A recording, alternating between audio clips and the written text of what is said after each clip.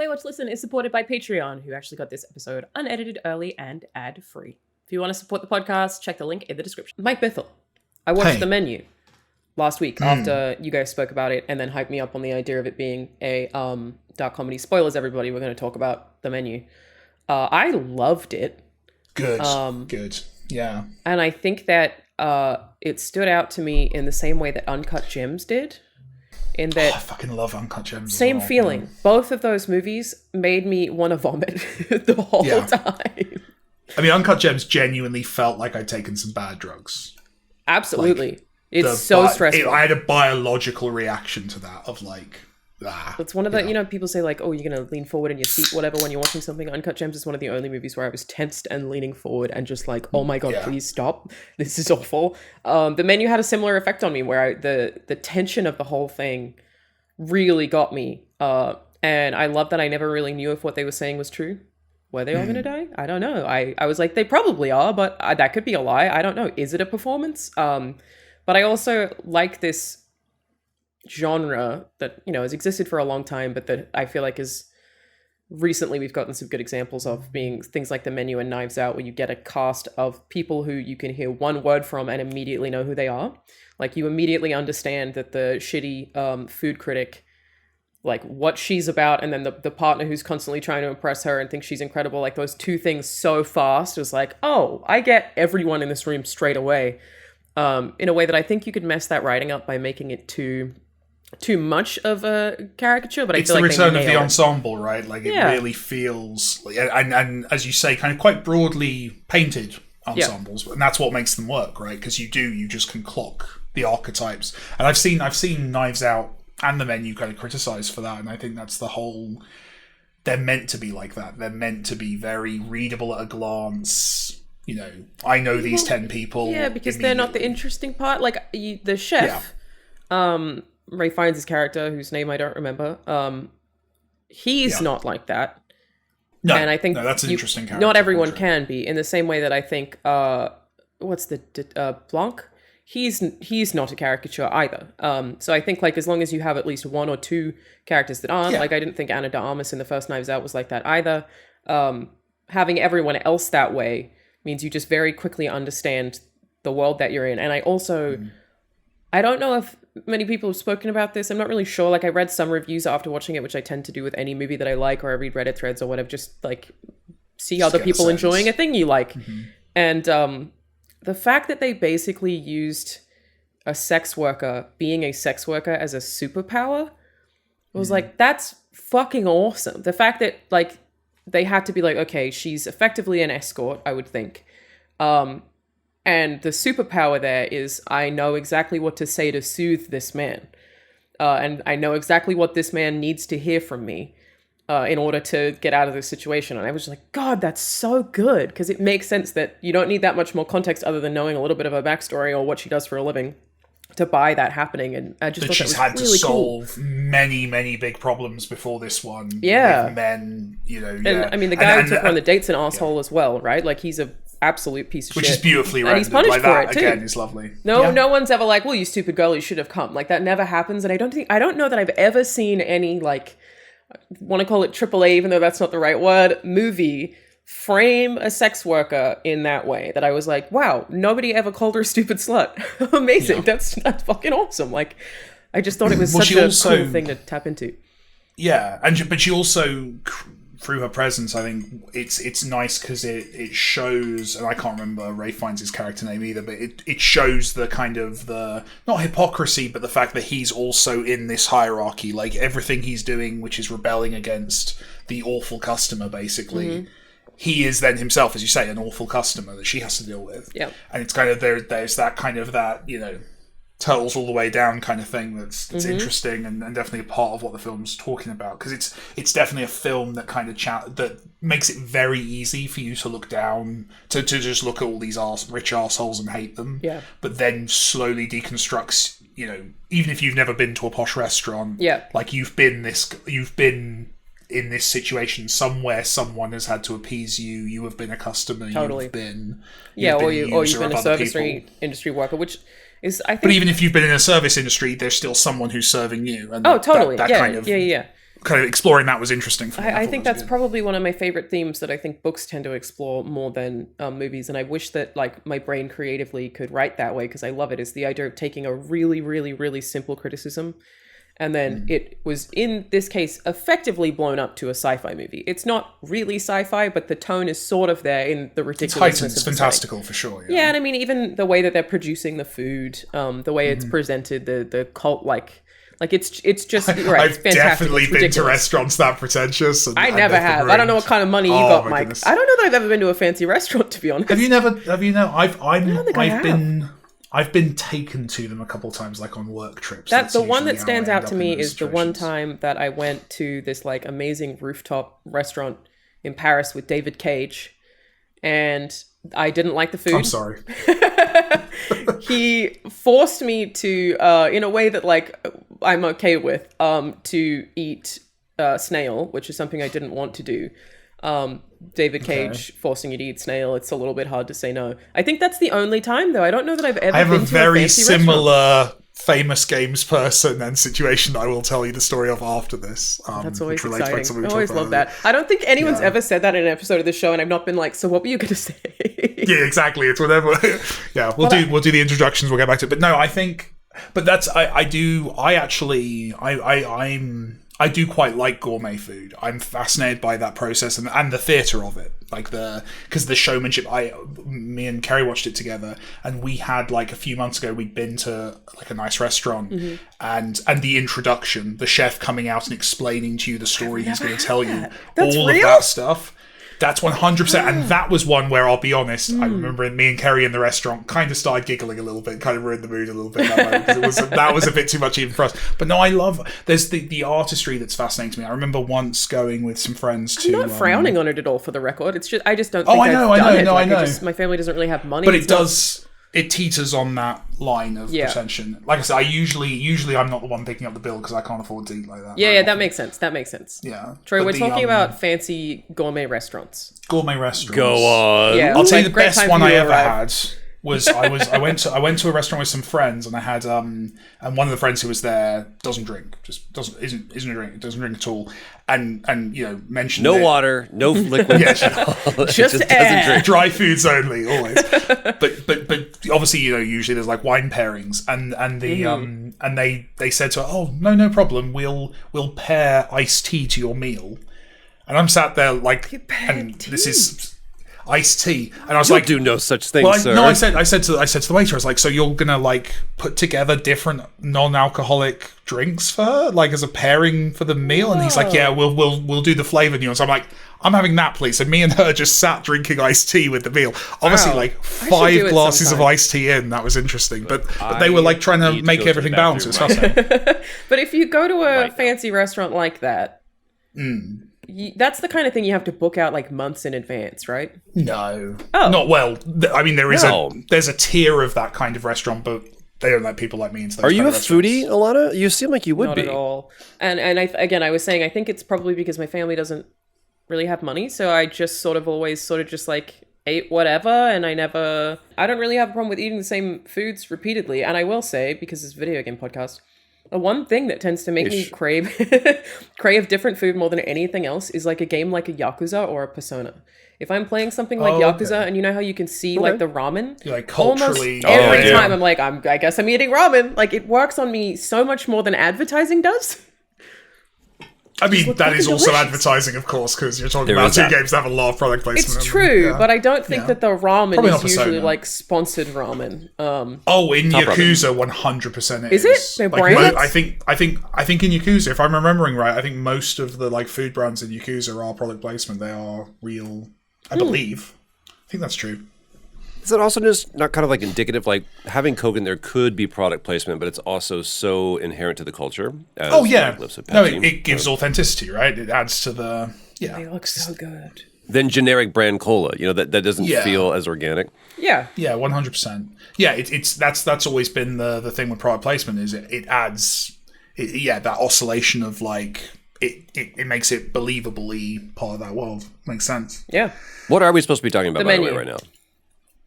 I said that I've never been to a restaurant like that Do you feel that indulgent experiences like that in a restaurant are a waste? I don't have an opinion on it, really. Some people do. Like, I'm just going to shit it out later. What's the point? And other people are like, I have friends that I was just talking about this with someone. As in like a waste of resources, or yeah, it's kind of like what's the point of bringing somebody flowers? You're just going to die. But with a meal or whatever, I'm that guy who's like, do you remember that bottle of wine that we had in such and such? Was like there's an experience. I will pay anything that I'm capable of for a good experience. Me too. I don't have a cap meal on could be the same way. experiences. Like I went to the Super Bowl. That was not cheap. I mean, I got really, really cheap tickets, but that I don't care about football. Still, cheap tickets are still proportionate to the Super Bowl. I have to save for it. But that was a thing that I was like, well, it's in my home city. This is an experience. I don't care about football, but I will pay money for experiences over anything else. Do I think that like fine dining is wasteful? I think only if you were to do it extremely frequently, maybe. Because I think like food is art. That's what I was going to say. I like watching artists work. Like for me, I don't go when I know, whenever I've done that kind of thing, it's never been. It's not the status of doing it because fuck those guys. But like I just love seeing someone who's very good at what they do the thing that they're good at. And like I find that endlessly fascinating. You're supporting an artist in a lot of cases there, right? Rather than a chain. In a lot of cases, not all of them. Obviously, there can be Michelin star chains. I don't know what the right word that bit, but there's investors. It's kind of one of the same thing, and the menu proves that as well. True. Huh? It's not McDonald's. McDonald's in some of the ways, guys at McDonald's, they're artists. They're craftsmen. I did work there for a while. Thank you. A McDonald's could be a franchise store, which means you are specifically supporting that franchise owner, supporting that guy or that girl who spent $65,000, whatever it is, to open a McDonald's. So, although franchising is fascinating, if you ever want to look into like the business of franchising, and that Subway thing that John Oliver did was mind-blowing. What are you talking about? Yeah. Oh, it's too much to get into, but needless to say, if you want to do a deep dive into how Subway works as a company, type John Oliver Subway into I watched YouTube most of his videos. I just must have missed that one. Yeah, it's really fascinating. I was like, I'll never eat a Subway again. Well, a lot of it reminds me as well of like licensing in games, right? Like if you're working with an IP or you're working with a platform holder or you're on a platform, which is 95% of video games fall into one of those categories, then a lot of that franchising model stuff starts to I'm very curious about how Warhammer 40k works because they have a lot of games. Yeah. A lot of games. I don't know if it's a situation where somebody goes to them and just pitches an idea and they get publisher money. They come out with so many games for that IP. Oh, they make it known that IP is available. Like, I don't think I'm talking out of school to say, like, I mean, I've been approached, like, they if you're a developer who makes stuff that's, like, does okay and is relatively well received, you've had a call from them at some point. Like, that makes sense. They don't wait for people to come to them. Much? How much are you offering? What's the deal? What kind of Warhammer game you want? I'm available. Oh, shit. They go out there and they sell. It's a post-apocalyptic. He's a black market smuggler and he's trying. We got you. But it is franchising, right? Like that is very similar. Like that is them basically going out and going, we have this value. We have a recognizable brand you can put in something. Say again, sorry? It's the biggest one I can think of in games. I mean, Star Wars recently, but that was still like EA license. Otherwise, I think what Konami's currently doing with Silent Hill. There are, what they announced, 4 or 5 games from different studios. I don't think any of them. That many? I know 2. Yeah, I think there's the 4. No Code one. The remake, which is Bloober. I don't remember the names of all of them, but I think it's 4 or 5. Are they trying to Assassin's Creed themselves? Is that like what I don't know. It's really interesting. It's exploitable. Like that's the thing is, but there's different schools of thought of that because there's also license holders, and obviously because we've done a couple of them. I've spoken to most of the big ones. They will actively not want to make too much stuff with their IP because they want it to feel, and this is like franchising in the sense of how many subways you put on a street, right? Like they don't want their brand to be so ubiquitous that it loses value. Or they want to protect like a window of release where they'll say, okay, well we don't want more than one game a year that's tied to this. I was in a game once that was too close to the game that was going to come out later that we're really kind of putting some more stuff behind. So we were all the way done. They were, box art ready, and they ended up going, burn the discs. We're not releasing it because it cost them too much to release the game. Yep. That's crazy. That's, they're like... Far Cry 3, by the way, was supposed to be kind of like an in-between title. Really? Interesting. Yeah, and then it was like, oh, we have a hit. Fucking love that Oh, game. sorry, Far Cry 4. Yeah. No way. This guy. Yeah. Who? I was going to say, it's funny that you know so much about Far Cry 3. Yeah, that's weird. I know that like there are stories that I'm definitely aware of a video game that was supposed to come out and then one pushed and so another one pushed. Like that's not a myth, that does happen. But generally, 100%. from what I'm aware of, it happens from the same publisher. The publisher pushes their own games to separate them among quarters. Less so happens with competitors. You will. That's true. I mean, the big ones, like if you like, you know, the Call of Duties of this world back in the day. I don't know if that would still be true nowadays, but like when Call of Duties of other worlds, the multiverse of Call of Duty games, like that 100%, like games would get just pushed away from. But yeah, no, publishers, IP holders, everyone, they don't want to oversaturate, and also they have finite resource, right? So putting out two big games close together costs them twice as much, and also could cannibalize each other's sales, right? That's happened many times in history. And just the same quarter. You don't want all your sales in the same quarter because you want to be able to retain that income. Let me check the amount of new Silent Hill games that we have, because I really thought that was an interesting one.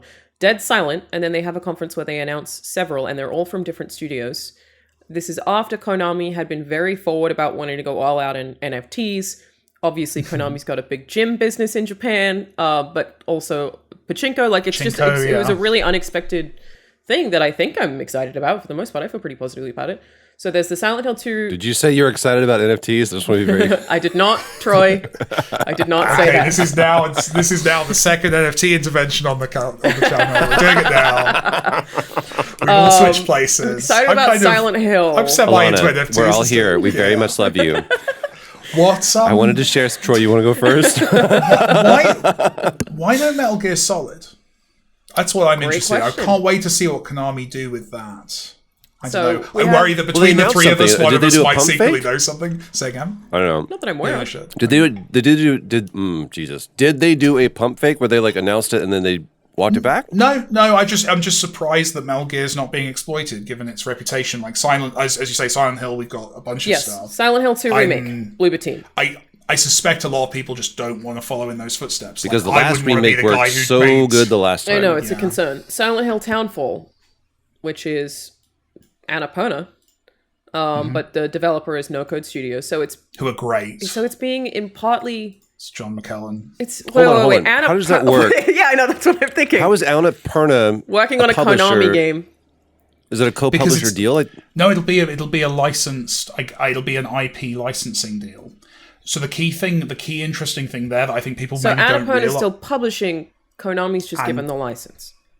Yeah, well, no, Konami's probably selling the license. That's the thing that I think people don't understand often with licensing is probably Konami's not putting any money into that. I don't know anything about this project, to be clear. Sorry, I'm just realizing this is a project being made by I don't know any of this details. I don't know any of this. But what I will, often with this is a licensing deal, so a licensor will sell effectively like the rights to make something based on IPX, and then probably an Annapurna is paying for the development. They've done a deal with Konami for the rights to use Silent Hill in that, and they put the whole project together. Do you know if that's generally something where they get paid like royalties? Is it based on sales, or is that a flat rate kind of thing?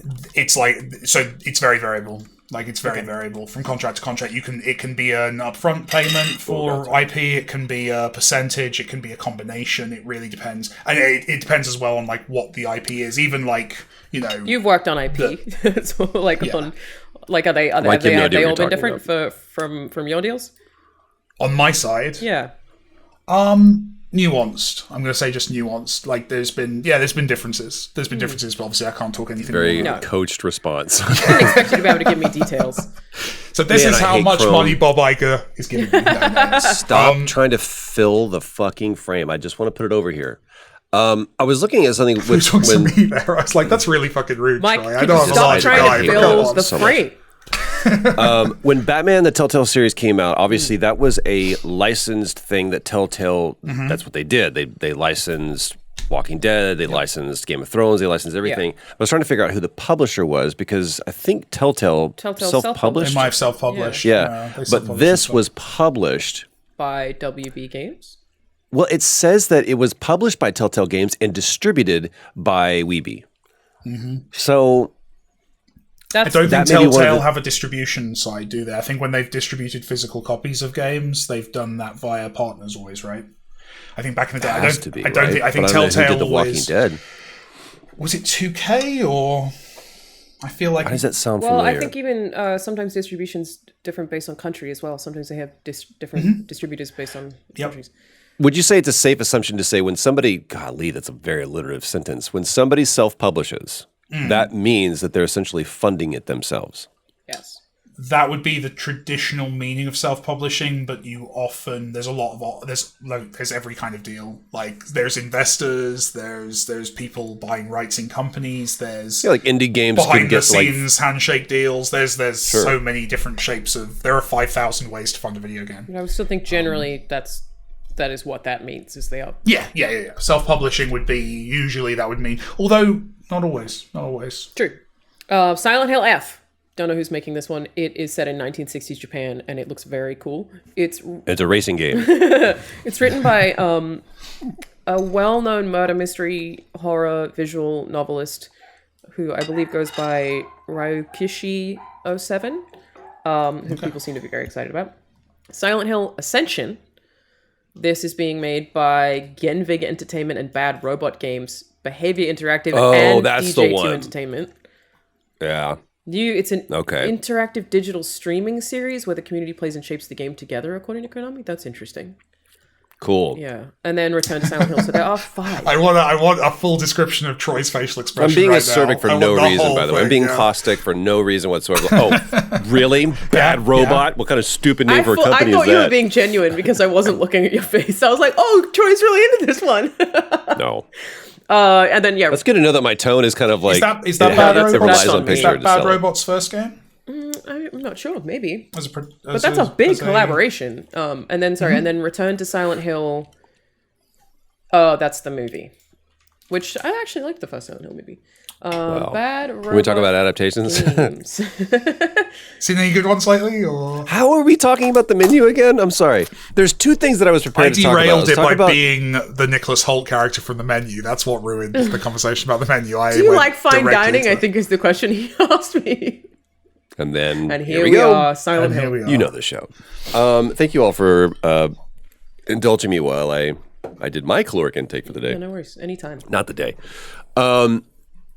Two things I was prepared to talk about, by the way. Yeah. Well, I guess three we could talk about. The If we only wanted to two be things you're super, prepared to talk about. Go for it. because I mean everything else I'll just kind of talk out of my ass. We all know that. by Your now. riders arrived, right? Like you've got your M&Ms, right? We're good to go. Yeah, but we need to talk about the color. Okay, perfectly. We'll have a conversation offline. There's to be super relevant. We could talk about the Oscar nominations. Ooh, I didn't see them. Oh, I saw I those. bet you're went up, super yeah. happy about that.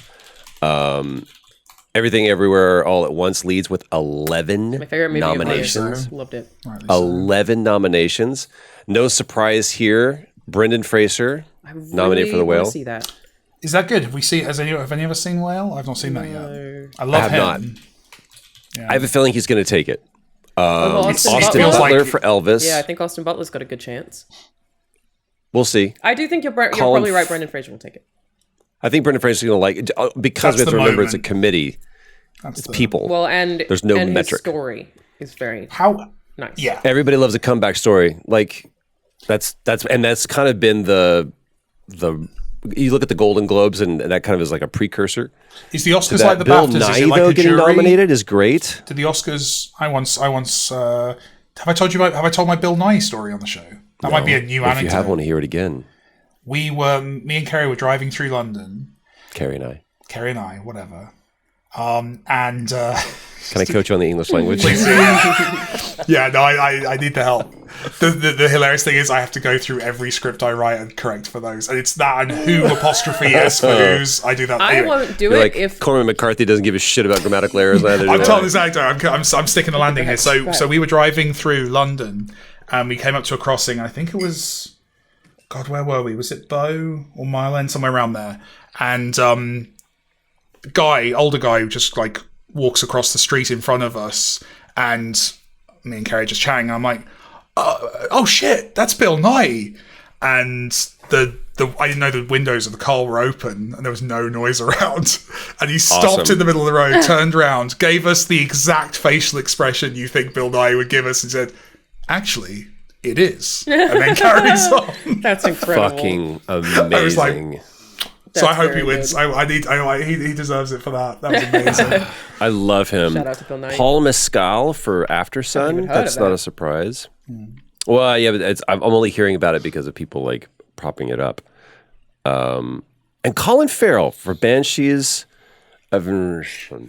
I need Sorry, what was still that? need to watch that. What was the name of that movie? The Put the everyone burr on knows it that. for us if you could try. What? Yeah, the Colin Farrell for the Banshees of Inisherin. Sorry, that's weird. I'm gonna Seamless. He's so good Am I with the breaking accent. up? Zoom is such a it's bitch. Zoom. I was saying it flawlessly, and it's Yeah. really bothering me. Oh, I an love that Colin animated Farrell moment is right now. getting That was some an animated Oscar moment. buzz. Yes. He's a wonderful actor. Oh, I love him. Best Yeah. Picture. Holy shit. This is news to me. We landed on the moon, but news to nobody else at this point. Top Gun Maverick. I fucking love that. a great movie. I love So do that I. movie. Great movie. But just for the fact that it gets nominated. That's not a movie you get nominated That for. is true. Yeah, I mean, but it's- That's amazing. It's the spectacle of that movie is not to be understated, even though it's very actiony. And what they actually do is incredible. The fact that all of the pilots were actually in jets, like, oh, I love that movie. I met some people I have some friends who really didn't like it, and I was like, I understand Feet. you less as Yeah, a person now. I thought it was It's good to know that some of your friends are idiots. You gotta separate the wheat from the chaff. Women talking, parentheses, no men listening. Frances McDormand led. That's nominated for Best Picture. Everything, that one. Everywhere, All at Once. That's very My good. favorite movie of the year. All right. Banshees of Inisherin is also being nominated. Yeah. Triangle. To apologies to all of our 6 of our Irish listeners. I do know how to properly say Ireland as opposed to Ireland. Ireland. Triangle of Sadness. Heard that's really good, and it's one of those ones I haven't watched that somebody recently was like, just watch it and don't look anything up about it. So I'm like, I've heard it's better than it's another one where the trailer is about the first 30 minutes, and apparently after that it gets much more interesting. Because the trailer really put me off. I watched the trailer, I was like, I don't need to see that film. Wait, Frances McDormand.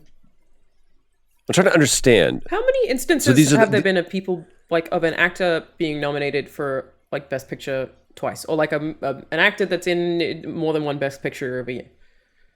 Does that that's happen an many awesome times? question. That's a pub quiz question right there.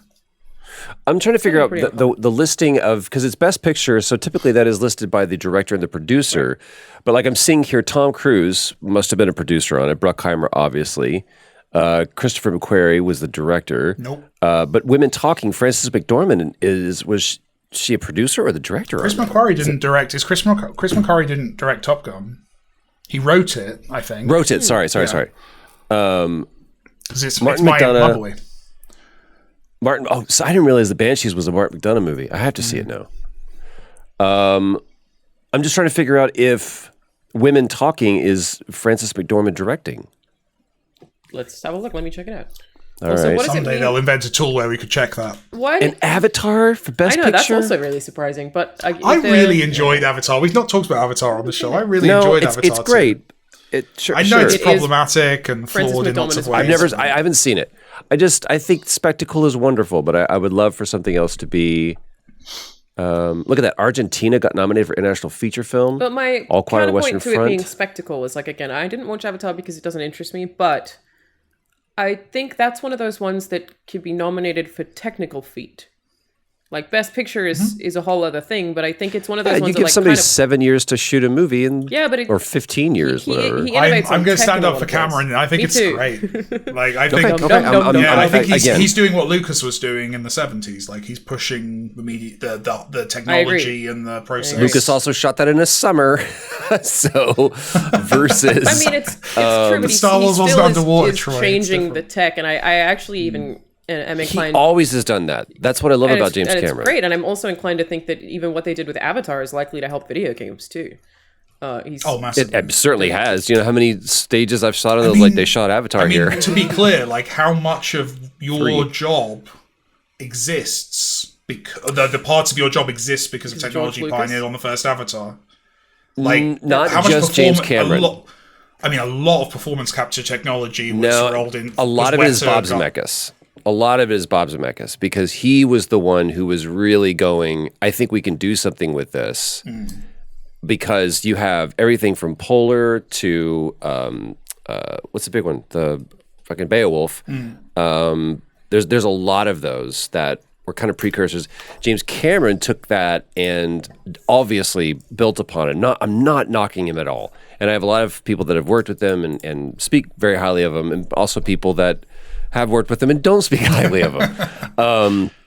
There's no doubt, like if you just do a behind the scenes for The Abyss and you can see he created a whole new tech of how to record audio underwater. It's like, it's amazing what he did.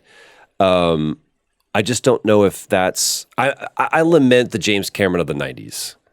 I lament like T2 and stuff like that. I watch Avatar 2 and I still see that. Like the like in terms of like just action choreography, putting all the tech aside, the way he can tell a story, and especially I really like the script in Avatar 2. I think that's a massive improvement. Okay. Like I think didn't expect that. Have you seen talking Avatar? Out of my ass because I haven't seen it, so I don't want to be. They brought in the Planet of the Apes writing team, so it's actually the writing took a jump. It's still very mythic. It's still very big, broad strokes, kind of like what we were talking about earlier, with kind of using stereotypes as a way into a story. But I think it's pretty great, to be honest. But I like the first Avatar, so your mileage may vary. Yeah, I thought the first Avatar was fine. Yeah. Michelle Williams, Cate Blanchett, Ana de Armas got nominated for a movie that she's no longer in. She didn't. You're lying. Andrea Riseborough. She's great. Andrea Riseborough. She's been awesome quietly in movies for so long. Okay. Michelle Yeoh, no shock there. Best animated feature.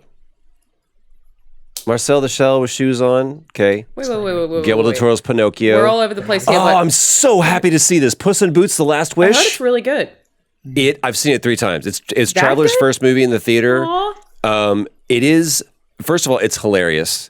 It is a wonderful poetic tale, I think, of just... I love it whenever a franchise admits that it may be getting long in the tooth. And it's like, what are we doing here? And they take that and they imbue it into the story of his character and be like, should we keep doing this? What is the point of doing this? And it's a deal with our own mortality. It's a deal with finding your true self. It's absolutely great. I think I'm sold on it. I need to go see it. I wanted to point this out. It's hilarious. I laughed so hard in a couple of Where's the spots. love for RRR? One nomination. So, one nomination. Glass Onion, a Knives Out mystery is under writing adapted screenplay. Interesting. Not original screenplay. Well, maybe someone took it and adapted it.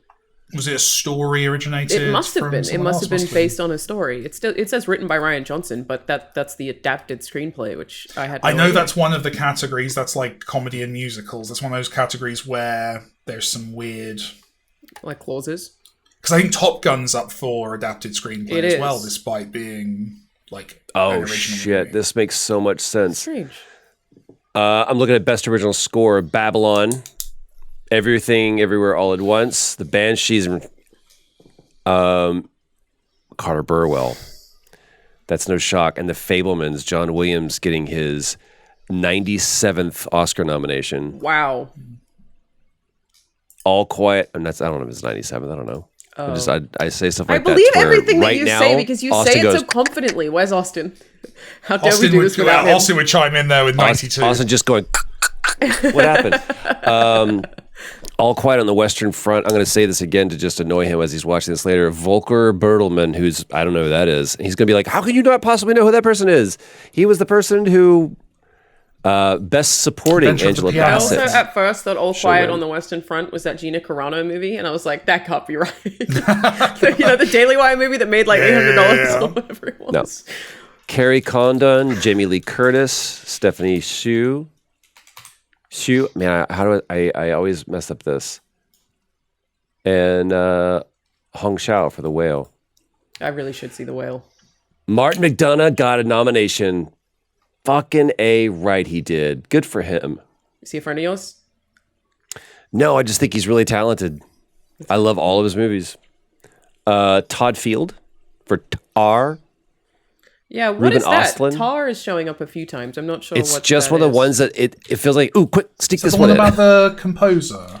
Feels like it is, because that's the cover art that I've Set in seen. the international world of classical music, the film centers on Lydia Tarr. There you go. Up and coming director Steven Spielberg got nominated. He might do all right. How are there 2 directors for Everything Everywhere All at Once? Co-directed, One I in guess. each multiverse. There's more multiverses than that, my friend. Spoiler. Man, best visual effects, no doubt here. Batman, Avatar, Quiet, Black Panther, and Top Gun. Yeah, I mean, that's got to be Top Gun, surely. I'm Best supporting, fascinated. Brendan Gleeson got best I'm dying supporting. to see the Top Gun visual effects breakdown, because every visual effects artist I've heard from says that there's so many more visual effects in Top Gun than you realize. I would love to see some breakdowns of that. Speaking of irrelevant things, that's been breaking my brain with Last of Us, with episode 2, was knowing some of those things aren't real and being like, fuck, that looks Guys, good. I thank you for that wonderful segue. That was Sunday night was the first night for me to be able to see it. We were sitting with Neil and Craig and watching it at Neil's house, and it was the first time for me to see it finished. And I was laughing because I was like, holy shit. It looks so good. Like that, I've seen what that shot looks like where Ellie's walking across the plank of wood. That is a blue screen behind her, and that's it. It's on a soundstage. The rotunda. Nuts. The rotunda they built, but so many visual effects that you would not believe were not there on the day. That sideways building when they first walk out, that I was like, I know that's not real. I can't tell you how it's not real. Though. Can't tell. It was good. blue screen with white crosses. No way. And they're giving you that performance.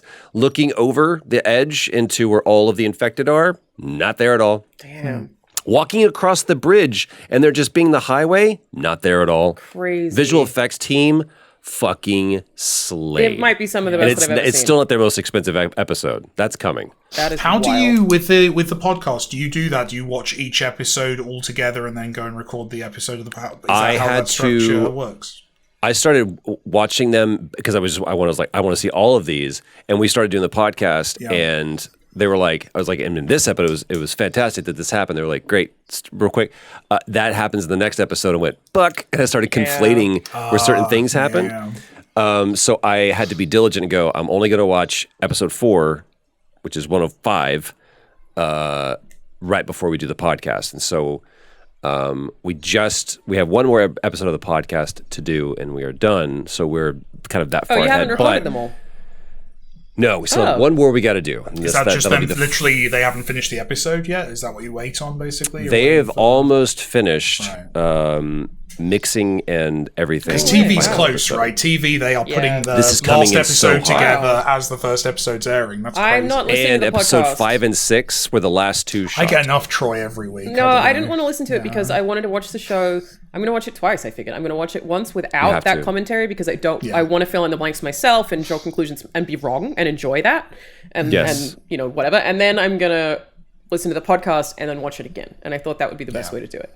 100%. There's stuff that even people like HBO, IGN was pointing out. They were like, watch it again. Did you see this? Like when Nana's in the chair in the first episode, if you look at the reflection of her in the TV, you can see tendrils in her mouth. It's like, never would have caught that. Oh, you just gave me chills. There's Crazy. all sorts of stuff. There is not a single frame that's unintentional. Yeah, I don't doubt it. And I even questioned. I even thought I caught Craig on something. I was like, not to be, too much of a dick, but pointing this out. He goes, actually, to point this out to you. And he corrected me. I was like, dude, the guy knows it in and out. And you are so not ready for the next week's episode. Saying that. That's what made me like extra excited about it. If I was like over talk, I was like, you gotta hype it up a little bit. I would feel bad, but I'm not. I'm just you're gonna. That's all you're saying, though. You're not telling me it's incredible. You're just saying, watch out for it. So I don't know what I'm anticipating. I'm anticipating something. I will say this: everything is to taste. However, I think there are very few examples of whatever the show is. I could say we could be talking about a show. You're like, I don't think I want to watch that show. I'll be like, tell you what, watch this one episode, and even if you don't watch the rest of the series, you don't need to know anything else about the series. Just watch this one episode as a purely standalone episode of television.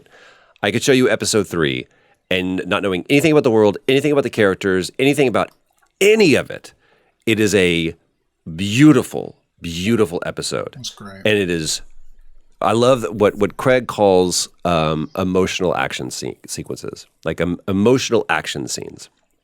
And in a lot of ways, we have more of those than we do big set pieces. What's the definition there? Is what makes an emotional scene an action? An emotional action? Is it just the amount of travel that happens in terms of the characters, or? I would say that there's just as much happening underneath the surface as a crumbling building that's on fire, exploding and smashing down around people. It's about intensity of, density of detail in the emotional. Density is a great way to put that. Yeah. I think what is happening between two characters, whether there be a dialogue or not, that is an emotional action scene. And it's there's something happening to these characters, and you don't have to rely on all of this external stuff. There's a lot of trust in these episodes. Like Neil did such a great job of letting things live in a look. And there was even times when there were people in the cast who were like, I don't know if we should do that. He goes, I need you to trust me on this one. And I'm seeing people point that out going, I'm really glad that this happened and that we paid homage to this and how that translated from the game into this. And a lot of those are just looks. I mean, I would say that I do have a lot of trust in it, because one thing that's like very, very different from my perspective between the show and the game at this point, I just started replaying part 1, is Ellie, when you first meet her in the game, is a lot softer, nicer. She's a little bit more willing to go with them. She doesn't attack Joel on sight. Very soft in comparison to the show. And with the show, I was like, she's a lot more hostile. She's a lot harsher.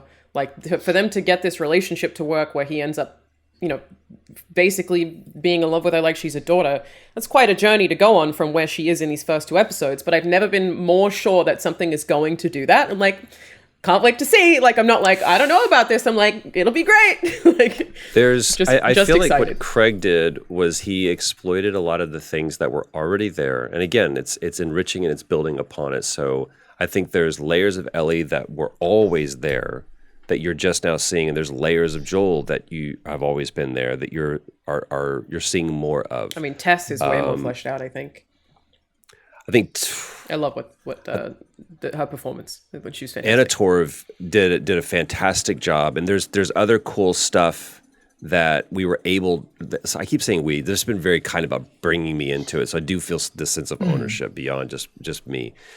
But I guess in the same way that you talk about your football team, I was like, we did a great job on Sunday. Sure. But you're not taking credit for it. You're fine. Yeah, no. But there's some stuff that they did, like specifically Pedro, that you saw, like his hand and him saying it's a hairline fracture. It'll heal fast. It's like we have to admit the fact that literally in a game, you can't do that because it feels forced. Well, you also can't call attention to it. Like you're doing this dance of not wanting to explore the real mortality of the characters in that way. Like but also like you're in contrast with your mechanic. Yeah, right? Exactly. Yeah, it would be part of the mechanic is healing ludonarrative dissonance. I don't know if you've heard the phrase before, Troy, but that's the thing you're trying to avoid. Yeah. So in the show, we don't have that, and in some ways, we have to make it more. They kept having to amp up the violence in the game a lot of times because there's a lot of it, and it's progressively worse. And we'll see examples of that later on in the show. But this is a perfect case to go, remember, these are real people in a very real world. That's why opening up with that lovely scene in Jakarta. Oh my God, it was so good. Dude, every now and then I watch something where I'm like, if you just took this 10 minutes, this 15-minute chunk, and you gave it to me as a short film, I'd be like, holy fucking shit, it's perfect. And then having that inside of something else that's very good, those performances were incredible. They were so good. And the tension of, sorry for spoilers, we should have given a spoiler warning. I've not watched it yet, but you carry on. Okay, I'll be vague, but like the scene of her being asked what to do and the way that she answers, and then she's like, they're like, what do you want to do? And she's like, be with my family. That my stomach sank. I was like, the way that you've sold the reality of this, just fucking hell. It's such a good 10, I don't know how long it was, but it's perfect. Incredible. I love that expansion. I love that they're going and doing little flashbacks. A bigger canvas. It's great. The beauty of it is also it's again adding weight to things that we are either as fans expecting or B explaining things you're about to see to a whole new audience. So when you see this huge crater, and there's a line that's taken directly from the game, we get to show it. Yeah. It's like, hey, here's an opportunity to say, why does this look like a fucked up moon? Yeah. Well, because we tried to bomb. I'm doing this weekly roundup podcast thing with different guests every week after the episodes, and because I tweeted asking if people wanted to join, both Mike Flanagan and Kate Siegel replied, which I already told you, Troy. So I'm going to have them on an episode, and I'm excited to have them because they'll probably be the only guests that I have who won't have played the game. Right. And I'm very excited to see their perspective and to get to ask somebody, especially like, those two who love that kind of media, to see what they think of it and how they feel about it coming. But it does seem to be crossing over, right? Like I've seen enough kind of people who are not game people kind of I got to get my finding parents. it and discovering If my it. parents will watch it, it'll take off anywhere. I was going to ask. There are definitely people who are not a part of this genre or world in video games either that are I'm hearing from them. They're like totally into it. Yeah, I've had And high it's school the hardest friends thing in the be like, world. I assume you've played this game, and I'm like, yeah, of course. Like explaining something, like the thing you were saying, Troy, of basically like walking other people into it. When you're knowledgeable about something, the hardest thing in the world is to know what the path in is. It's the same thing we find, like, doing like a tutorial in a game is the hardest thing in the world because everyone on the team knows how the game is played intimately and perfectly. So actually working out the steps for that is fascinating. And that's it. I imagine the same is true here. If you're a fan of the Last of Us game, knowing how to tell that story, you have to kind of go outside of yourself and think from such a third-person perspective. It's fascinating. Not only telling the story, but also just components of the world. Mm-hmm. Spoiler for the podcast, it's a wonderful moment where I pointed out something that Pedro did in the episode. I was like, oh, it's so good. We see this a lot with the shh. They can see, or they can hear, but they can't see. And Neil goes, that was a reshoot. And I went, wait, what? They go, we thought, this will be enough for us to be able to convey to the audience how they see, because everybody knows what a clicker is. And HBO went, we got a question for you. What? We don't understand what's happening right now. Why can't they see them? They're like, well, they don't have eyes. They're like, we don't know. We just see this thing out of their face. They're like, got it. So they had to do a reshoot that said, just to make sure, Ellie's never seen this either. So Ellie is the audience.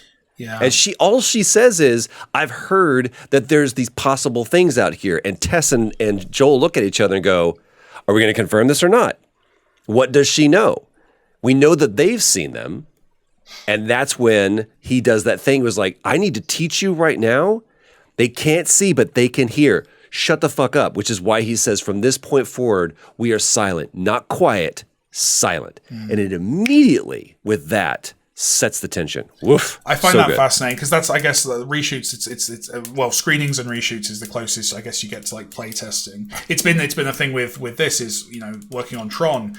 There's a big chunk of the audience who are too young that they probably don't 100%. remember a lot of this lore. So it's been my job to kind of pull all of this lore in. It's a similar process, and then work out ways of kind of introducing people to kind of what that world is.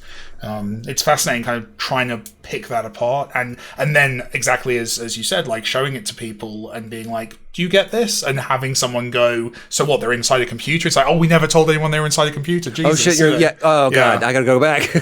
So there's some things, again, I'm doing this playthrough that I'm so far really enjoying, where I'm going to watch an episode of the show and then play up to that point in the game, which I think is actually going to be pretty hard for episode 3. I'm expecting that to be a pretty long chunk of gameplay. But the speed of things, like for the TV comparison, like how quickly you meet Ellie in the game versus in the TV show, a lot of those things are sped up way more than I would have expected, and then different things are slowed down. And seeing the pacing differences between the two mediums was something that I found very interesting. And I kept taking what I think, Troy, you said last week or the week before, and thinking about it, which is certain things, no matter what we say, just don't translate to TV. Certain things just won't work. You can't... The test situation probably couldn't have worked the other way. Trying to speak around spoilers for you, Mike. Thank you, appreciate it. Because it's... probably too off-putting to your average audience. So the change to that, I think, makes a lot of sense. Spores, that's a really Spores don't make any sense in a TV show. Make perfect sense in a game. I think Pedro Pascal wants to wear a mask for a whole. Well, not only we that, don't but want it's him just to, right? As an audience, No, he's beautiful. We've put up with too many masks over his face over the years. I think it's not. I was like, that would just not work. And so here's an opportunity to go. Game needed that, and we wanted that. But then that sets up the question: is like, well, then that was a very pinnacle moment in the game of how are you breathing that in? Yeah. So we don't have that moment anymore. Oh shit! Well, what do we got to do? Now we have to have this moment. And so it's Damon Lindelof and the whole team on Game of Thrones, I realized they're like, well, we don't have to do that, or let's do this here. And like, dude, you go 1 degree off in a long enough direction, and you are a far cry from the source material. So I think HBO is also very cognizant of that, and I also think that Craig and Neil are cognizant of that. And the beauty is they have these conversations where they go, what is this story about? This story is about the love of a parent to a child. Okay, so does this speak to that? If it does, fuck it. Great, do it. If it doesn't, it goes. Having and that's all that matters. Thread is such a useful thing in writing. It's so useful. Like, they talk about that with God of War 2018. What is that game about? In theory, spreading the ashes at the top of the mountain. That's the crux of the game. That's what the player knows that they are constantly trying to do. That is the game, spread ashes at top of mountain. And having that thing to constantly remind you of what you're doing the whole way through. This is about the love between a father and a daughter. That's effectively what the whole thing is. It's so good to write with, to remember every scene. It's such a through line that really keeps you going. And also, because Craig and Neil are coming at it from the position that they are, they look at that and they're like, we're not putting... Oh, yeah. Oh, yeah. And so that's this is one of the things that I respect most about Neil, is that when he wrote this was I don't think he did. What do you mean? What are you saying? You cut out. You said, here's the thing I really respect about Neil. Oh, shit. There we go. That's Eel. When he wrote this, his daughter had just been born. Right. So he had an idea of like this for a while, but it was different versions of different permutations, and I'll let him get into that on the podcast. But he wrote this as a thought experiment as a dad. What do I look like in the event of this tragedy? What do I look like if I lose my daughter? How far would I go to protect her? What would I do? So he's writing very, very personally. So is Craig. Craig is writing very, very personally as well. And so you take the two of their experiences and you put them into the same story. That's where you get this, holy shit, it feels so grounded. And it is 100% guided by what is the love of a parent to a child. And that's not always pretty. Yeah. Sometimes that is terrifying. And if you agree where north is, you can take different journeys, right? Totally. Like if you agree on where you're headed. Just so helpful to have that end goal. Troy, I think I saw like maybe IGN asked you this or something, but you know, they'd only be able to give you a tiny answer.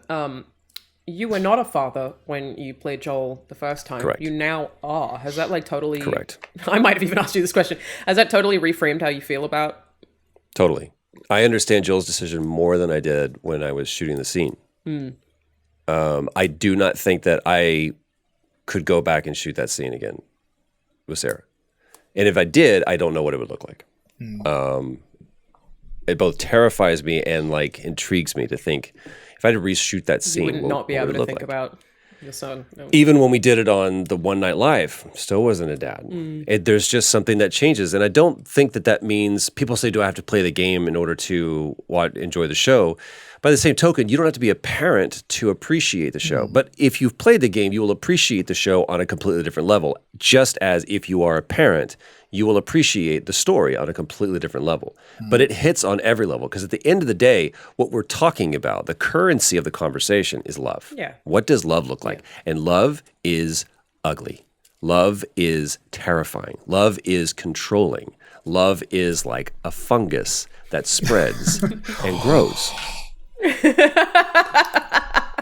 Nice visual gag from Mike Bithell there, audio listeners. Thank you. Thank you. Have fun. Some people are going to put shit in your mouth now, Mike. Put shit in your mouth. There's a Snapchat filter of just like tendrils coming out of Mike's mouth. Do it. VFX me. Let's do it. Yeah, I was super impressed by this episode visually. I don't know, I feel like I spent a lot of time like I watched Velma because I was curious about why everyone disliked it so much. Is it as bad as the internet's been saying? No, but what it does do that, again, in my opinion, obviously, what it does do that's bad, I think is very bad, and also very bizarre. It seems like the show has a misunderstanding of satire. It's very strange. There are scenes over and over and over and over again where a character will make a reference to other TV and go like, there are these lesbian cops, and Velma goes, I thought you guys were supposed to be good at solving crimes. It's like the one thing that lesbian cops are good at on every TV show. And then 2 minutes later, there's well, the reason all the kids hang out at the diner, usually in other movies, is because of the Italian man who's got a nice blah, blah, blah. And it's just constantly referencing and criticizing themes in other TV shows that half of the time I haven't understood. Like, I'm like, is that a thing? It's like I didn't know that was a thing. very That's a hello, thing? fellow kids, very kind of. Just happens. This is a universal so experience, much. right? Okay. Well, so the guy who wrote the first episode, I don't know about the rest of the show. I know Minnie Kaling is being attributed as a writer, but I don't actually know. She's not. Writer is just one guy on the first episode, and he comes from Saturday Night Live, and I think he did like The Tonight Show or The Daily Show. Like that kind of humor, I think actually makes a little bit more sense when you're just being constantly satirical, self-referential. It doesn't necessarily work as well in fiction. It kind of feels like you're being ranted at about a joke that you don't get. It's really odd because it just constantly happens. Like the start is People forget as well how important sincerity is in animation. You have to commit to the bit. Yeah. So even if you're being even if you're being caustic, even if you are being insincere, you have to be sincerely insincere. Harley Quinn. Yeah. You got to go Nails for it. Sincerely insincere. Harley Quinn, man. That was great. Like the opening scene of Velma is Velma talking about something that like I didn't like this as an opener. She's like, usually an origin story is about a white guy struggling with how he has more power, and I was like, well, couldn't we have your origin story be something cool about this nerdy character that a lot of people really loved as a kid? Why does it have to be about you criticizing a dude? Which, again, is just a reference to another TV show. Scene immediately afterwards opens with a bunch of girls in a locker room, naked in a shower. And they go, isn't it crazy how every pilot starts with nudity so that they get ratings? And that's written. Oh, so it's just Constantly constantly And this is all referencing happening through TV. VO. No, they're doing like the Sunset characters Boulevard. are saying this stuff. The opening was Velma's VO, but every other part is a character just constantly referencing something, and it's I don't know. Again, I don't think this is that bad overall. There were Deadpool things is that I found brilliant, funny, but it's got a lot to answer for, hasn't it? In terms, and I of think like, it's also that Deadpool, because it exists, and yes, I do think Deadpool has influenced way too many writers, but really I think has. that Deadpool gets away with it because Deadpool is so ridiculous, where they're still trying to make Velma grounded. So and it commits to the bit. Deadpool is 100%. doing all those jokes, but he is invested in the thing he is trying to do. He's in love. He's angry. That's he's the other everything thing, else, is that once He's you committed. realize that this is motivated by fear, insecurity, and driven by love, then you can do whatever you want because you can now empathize. You're not just laughing with them, you're empathizing with them because you realize that it's all a defense That mechanism. can't Like, apply fuck. in Velma because it's every single character. I think that like they tried to make her a little unlikable at first because she's out to prove something, and that I think works. But like there's a girl dies, and the other random woman we don't really know is giving a speech, and she's like, usually when a slutty girl dies in TV, we think it's her fault. Who asked for that comment to be at this? It's just so odd because it's that they aren't jokes. You're just saying things you think other TV shows do. So there are things I laughed out loud at. There were things I found funny. I liked the animation. There are characters I like. But that constant thing that happens every 2 minutes of it being like, this isn't quite satire, we're just referencing something we don't like, is like, oh my God, give me a break. I would interject this. In light of this week and the reviews that came out about Forspoken. I also want Alana's take on that because I saw you put a video up and I've not watched it, but I'm intrigued. First hour is fine. Yeah, that's what I've heard from people. Anyway, sorry, Troy, I cut you off. I think that it's easy to get, like, even just within this conversation, the three of us, how easily it is to criticize Totally. something. It's really hard to make a TV show.